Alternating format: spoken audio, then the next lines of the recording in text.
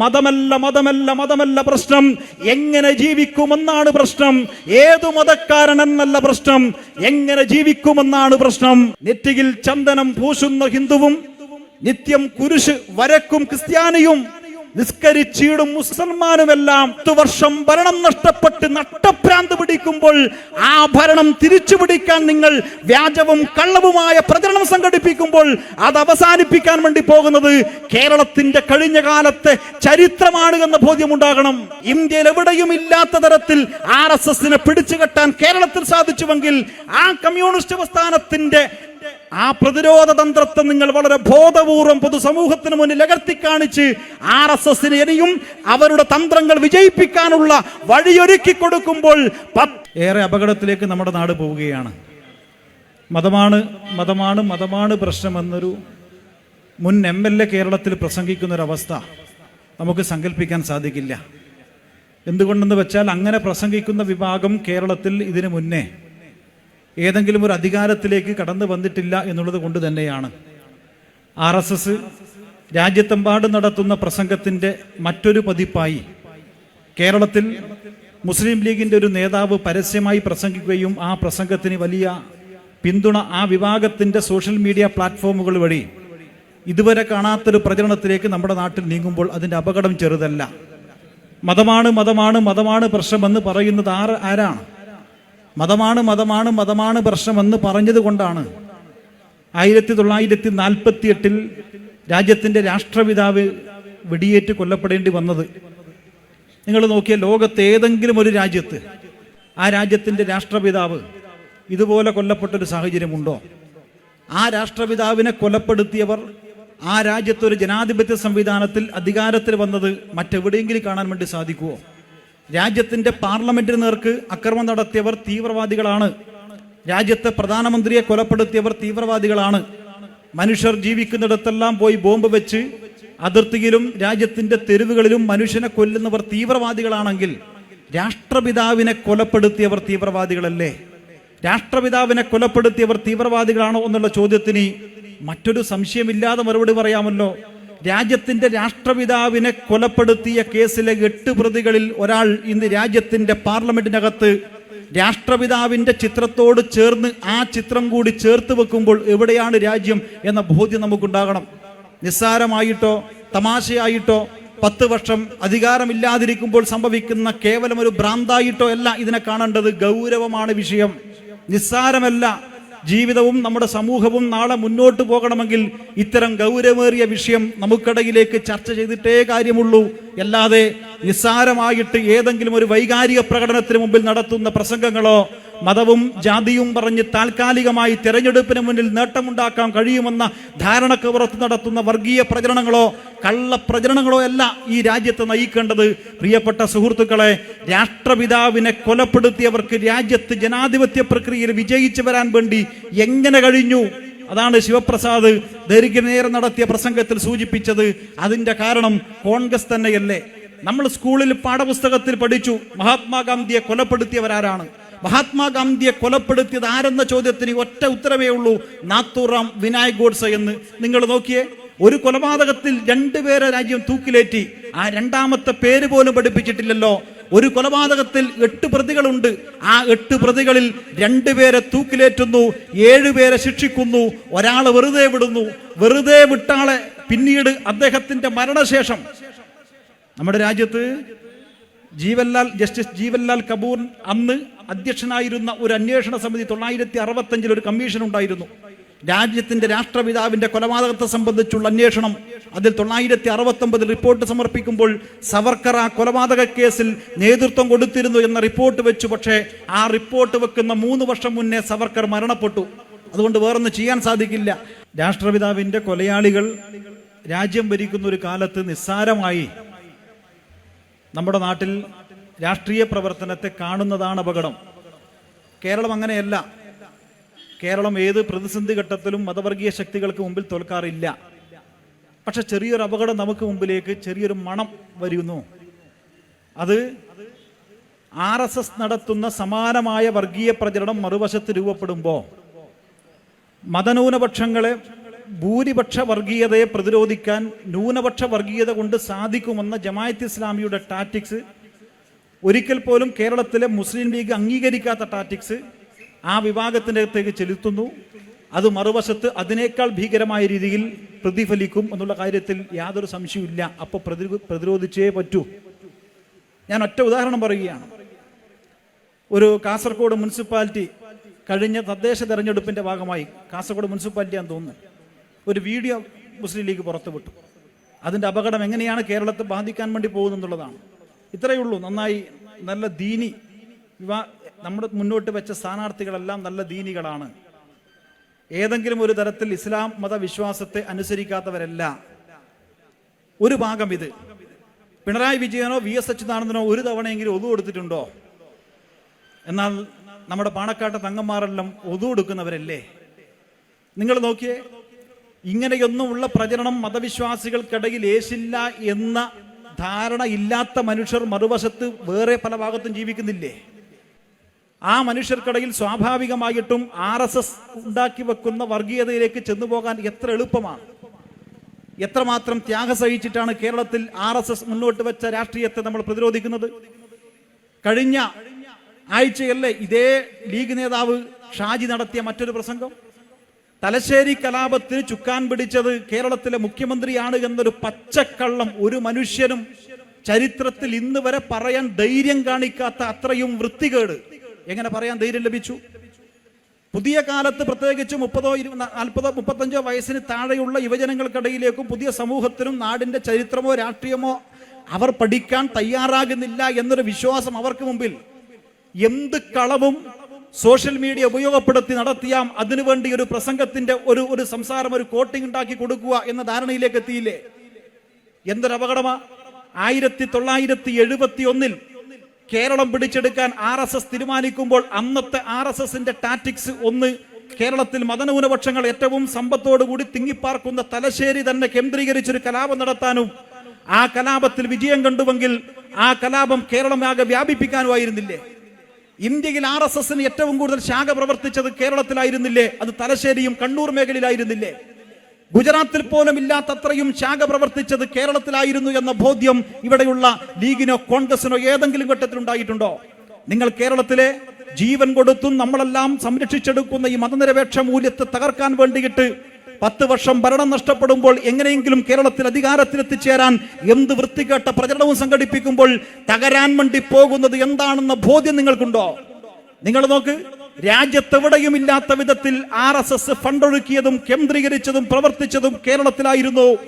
ഇന്ത്യയിൽ ആദ്യമായി RSS വർഗീയ ലഹളക്ക് നേതൃത്വം കൊടുത്തത് കേരളത്തിലായിരുന്നു. RSSന്റെ ഇന്ത്യയിലെ തന്നെ പരീക്ഷണ കേന്ദ്രം നമ്മുടെ കേരളമായിരുന്നു. ഇത്രയും വലിയ പരീക്ഷണം നടത്തിയ ഈ കേരളത്തിൽ RSSന് നിലവിൽ അസംബ്ലിയിൽ വട്ടപൂജ്യമാണ് സീറ്റ് എന്ന ബോധ്യം നിങ്ങൾക്കുണ്ടോ? അത്രമാത്രം ജീവൻ കൊടുത്ത് RSSനെ പ്രതിരോധിക്കാൻ വേണ്ടി കേരളത്തിലെ കമ്മ്യൂണിസ്റ്റ് പ്രസ്ഥാനം നടത്തിയ ത്യാഗോജ്ജലമായ കഴിഞ്ഞകാല അനുഭവം നമുക്കുണ്ടാകണ്ടേ? അവിടെയാണ് തലശ്ശേരി കലാപത്തെ അമർച്ച ചെയ്യാൻ 63 മുസ്ലിം പള്ളി തകർക്കപ്പെട്ട ഒരു കലാപം. ആ കലാപം അവസാനിക്കുമ്പോൾ, ഏതാണ്ട് 1.5 മാസം നീണ്ടുനിന്ന കലാപം അവസാനിക്കുമ്പോൾ മുസ്ലിം പേരുള്ള ഒരു മനുഷ്യന്റെ ജീവൻ പോലും നഷ്ടപ്പെട്ടിട്ടില്ലല്ലോ.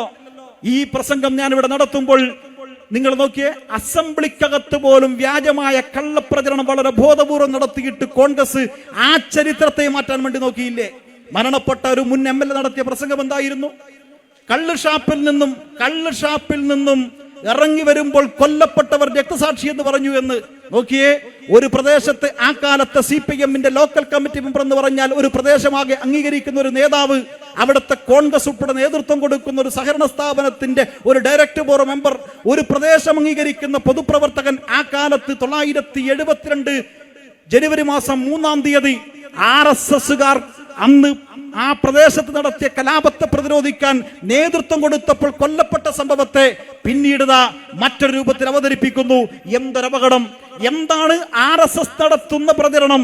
പച്ച നുണ പ്രചരിപ്പിച്ചുകൊണ്ട് കലാപം നടത്തുന്ന RSSന്റെ സമാനമായ രൂപത്തിൽ കേരളത്തിൽ കഴിഞ്ഞ കാലത്തെ RSSന്റെ സകല കലാപ നീക്കങ്ങളെയും പ്രതിരോധിക്കാൻ നേതൃത്വം കൊടുത്ത കമ്മ്യൂണിസ്റ്റ് പ്രസ്ഥാനത്തിന്റെ നേതൃത്വത്തെ പുതിയ കാലത്ത് പച്ച നുണകളിൽ കൂടി ഈ സമൂഹത്തിലേക്ക് ഇതാ വ്യാജ റീൽസ് ഉണ്ടാക്കി പ്രചരിപ്പിക്കുമ്പോൾ ഉണ്ടാകുന്ന അപകടം ചെറുതല്ല.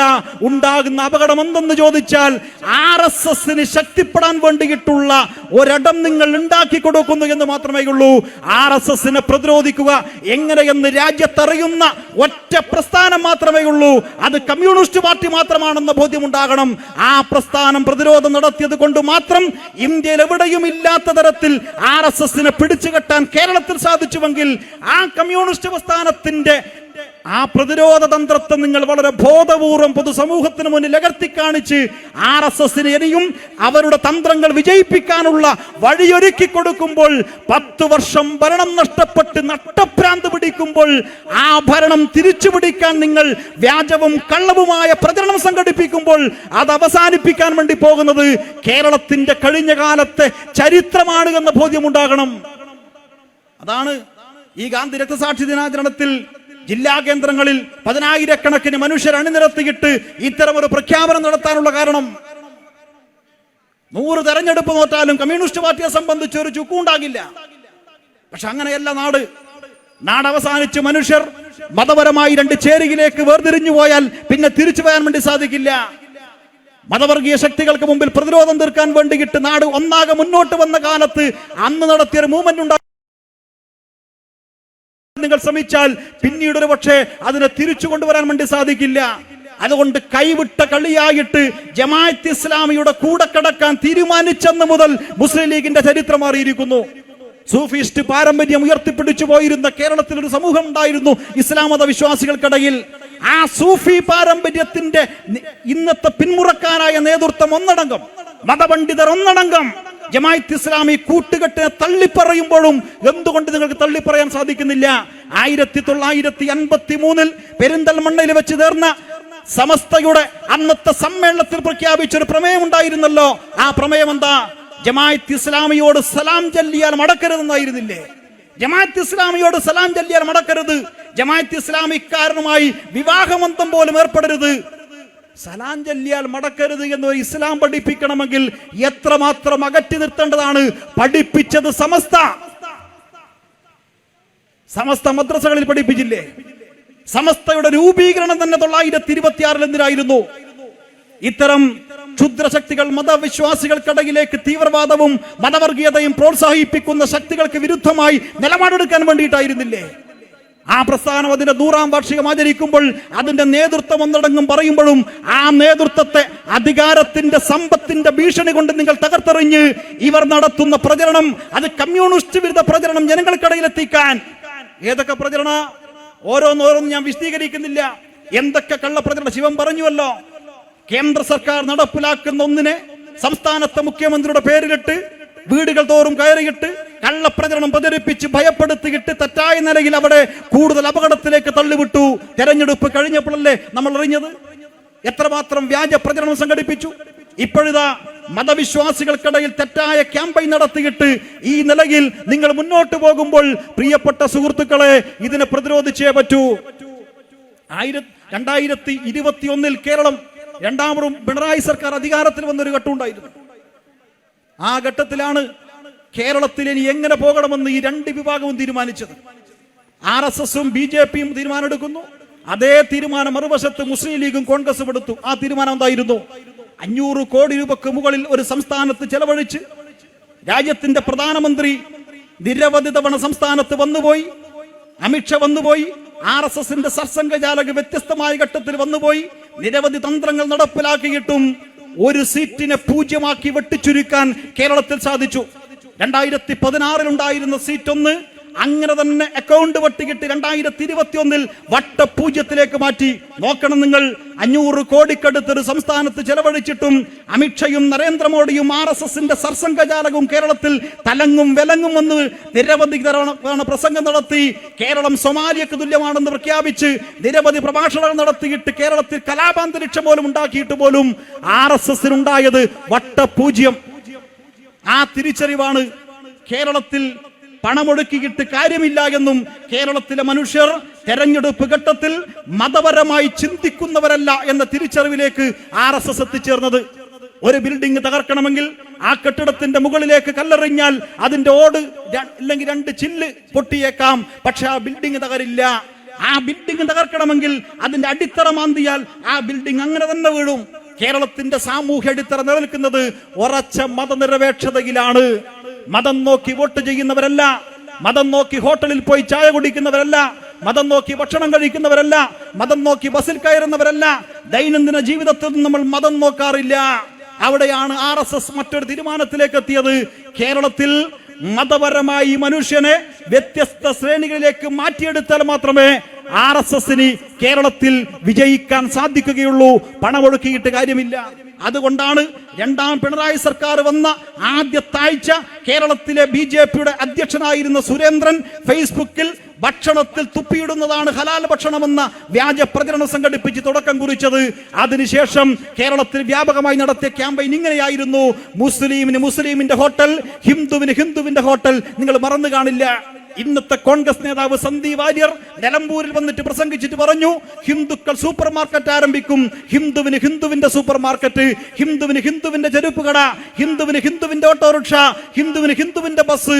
ദൈനംദിന ജീവിതത്തിൽ മതം മാത്രം നോക്കി നമ്മൾ ഉൽപ്പന്നങ്ങൾ വാങ്ങിക്കാനും സൗഹൃദം പുലർത്താനും സകലതിനും തീരുമാനമെടുത്താൽ സ്വാഭാവികമായിട്ടും തെരഞ്ഞെടുപ്പ് കാലത്തും മതം നോക്കി മാത്രം വോട്ട് ചെയ്യുന്ന വർഗീയ ശ്രേണിയിലേക്ക് കേരളം കടന്നുപോകുമെന്ന് RSS തിരിച്ചറിഞ്ഞു.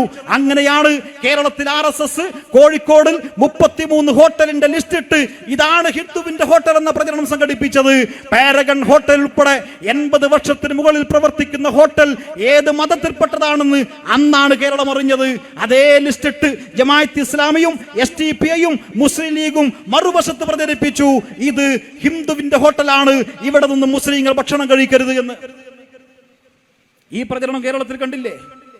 ഈ പ്രചരണം രണ്ട് വശവും 1-2 ആഴ്ച ഇങ്ങനെ പോയി. സോഷ്യൽ മീഡിയയിൽ കടുത്ത വർഗീയത. രണ്ടാം പിണറായി സർക്കാർ വന്ന ആദ്യത്തെ മാസത്തിൽ കേരളം ഇങ്ങനെയാണ് നീങ്ങിയത്. DYFIയും നമ്മളെല്ലാം എടുത്ത തീരുമാനമുണ്ടെന്ന്. ആ തീരുമാനത്തിൽ നമ്മളൊരു ഫുഡ് ഫെസ്റ്റ് സംഘടിപ്പിച്ച് കേരളത്തിന്റെ ഈ വിഷയങ്ങൾക്ക് മാറ്റം വരുത്താൻ നമുക്ക് പറ്റി. DYFI കേരളത്തിൽ വ്യാപകമായി ഫുഡ് ഫെസ്റ്റ് നടത്തി. DYFIയുടെ സംസ്ഥാന കമ്മിറ്റി തീരുമാനിച്ചു 14 ജില്ലകളിലും ഇതാ എല്ലാ ഭക്ഷണവും നിരത്തി വെച്ചിട്ട് പന്തിയും പോത്തും നെയ്ച്ചോറും പായസവും ഇഡ്ഡലിയും സകലതും നിരത്തി വെച്ച് തെരുവുകളിൽ ഫുഡ് ഫെസ്റ്റ് നടത്തി പ്രതിരോധിക്കാൻ വേണ്ടി തീരുമാനിച്ചു. അതുവരെ 2 ശ്രേണിയിലേക്ക് കേരളത്തിലെ സോഷ്യൽ മീഡിയ പ്ലാറ്റ്ഫോമുകളെ മാറ്റിയെടുത്ത് ഹോട്ടൽ മതം നോക്കി ഭക്ഷണം കഴിക്കണമെന്ന ക്യാമ്പയിലേക്ക് എത്തിയ കേരളത്തിൽ DYFI ഇത്തരം ഒരു തീരുമാനമെടുത്തപ്പോൾ DYFI ഫുഡ് ഫെസ്റ്റ് നടത്തി. ആ ഫുഡ് ഫെസ്റ്റ് നടത്തി വൈകുന്നേരത്തോടു കൂടി അതുവരെ ഉണ്ടായിരുന്ന ചിത്രത്തിന് മാറ്റം വന്നു. അവിടെ പന്തി വെച്ചു, ഇവിടെ പന്തി വെച്ചിട്ടില്ല, ഇവിടെ ബീഫ് വെച്ചു, ഇവിടെ പായസം വെച്ചെന്ന് പറഞ്ഞ് 2 വർഗീയവാദികളും നമുക്ക് നേരെ തിരിഞ്ഞു. അടുത്ത ദിവസത്തോടു കൂടി ഒരാഴ്ചക്കാലം നീണ്ടുനിന്ന RSSന്റെയും മുസ്ലിം വർഗീയവാദികളുടെയും സോഷ്യൽ മീഡിയ തലങ്ങളിൽ ഉണ്ടായിരുന്ന ഏറ്റുമുട്ടൽ അവസാനിപ്പിച്ച് ഈ നീക്കത്തെ നമ്മൾ പൊളിച്ചു. ഇങ്ങനെ ഇതേ സമയത്താണല്ലോ കർണാടകയിൽ ഹിജാബിന്റെ വിവാദം. ഇതാ ഞാൻ ബോധ്യപ്പെടുത്തി തരുന്നത്. എവിടെയാണ് നിങ്ങൾ കോൺഗ്രസിനെ കുറിച്ചും എവിടെയാണ് കേരളത്തെ കുറിച്ചും സംസാരിക്കുന്നത് എന്ന്. കർണാടകയിൽ ഹിജാബ് പറിക്കാൻ വേണ്ടിയിട്ട് പോയവർ ആരൊക്കെയാ? എന്റെ ഒരു സുഹൃത്തായ കർണാടക അധ്യാപകൻ പറഞ്ഞു, KSUവിന്റെ വിദ്യാർത്ഥി സംഘടനയായ NSUവിന്റെ പ്രവർത്തകർ, മുസ്ലിം വിഭാഗത്തിൽപ്പെട്ടവർ, ചെറുപ്പക്കാർ അവിടെ ഹിജാബ് സംരക്ഷിക്കാൻ, ഹിന്ദു വിഭാഗത്തിൽപ്പെട്ടവർ ഹിജാബ് പറിക്കാൻ 2 ചേരിയിലേക്ക് പോയിട്ട് മതപരമായി 2 ചേരിയിൽ പോയി KSUവിന്റെ പ്രവർത്തകർ തന്നെ മതപരമായി ഏറ്റുമുട്ടലിലേക്ക് കടന്നില്ലേ? ഇവിടെ എങ്ങനെയാണ് നമ്മൾ പ്രതിരോധിക്കുന്നത്? മുന്നോട്ട് വെക്കുന്ന വർഗീയ നീക്കങ്ങളെല്ലാം അതാത് ഘട്ടത്തിൽ പ്രതിരോധിക്കാൻ നമുക്ക് സാധിച്ചു. അങ്ങനെ പ്രതിരോധിച്ചു പോകുന്ന ഒരു പ്രസ്ഥാനത്തെ നിങ്ങളാണ് വർഗീയവാദികളെന്ന് തെറ്റായ നിലയിൽ സമൂഹത്തിനകത്ത് പ്രചരിപ്പിക്കുമ്പോൾ അതുണ്ടാകുന്ന അപകടം ചെറുതല്ല.